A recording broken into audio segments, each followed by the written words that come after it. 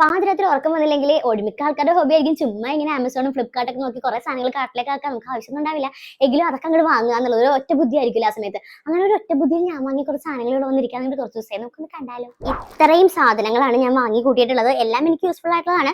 ഓരോന്നോരോ ഞാൻ ഇതുപോലത്തെ കുറച്ച് അഫോർഡബിൾ ആയിട്ടുള്ള ബ്രഷസ് കാണുന്നത്. അപ്പോൾ അത് വാങ്ങിയിട്ട് അതിന്റെ ക്വാളിറ്റി എങ്ങനെയുണ്ടെന്ന് നോക്കാൻ വേണ്ടി ഞാൻ വാങ്ങിയതാണ്. ഇത് 6 സെറ്റാണ്. 180 രൂപയാണ് എനിക്ക് ആയിട്ടുള്ളത്. ഇതിൽ അത്യാവശ്യം നല്ല രീതിയിൽ ബ്രഷും കാര്യങ്ങളൊക്കെ വരുന്നത്, ഐബ്രോസിനുള്ളതും പൗഡറുള്ളതും എല്ലാം ഉണ്ട്. എന്തായാലും വേർത്താണ്. ഇത് യൂസ് ചെയ്തിട്ട് എങ്ങനെയുണ്ടെന്ന് പറയാം. ഹെയർ ഒക്കെ സെറ്റ് ചെയ്യുമ്പോൾ നമ്മൾ യൂസ് ചെയ്യുന്ന ഇതുപോലത്തെ റൗണ്ട് റോൾസ് ആണ്.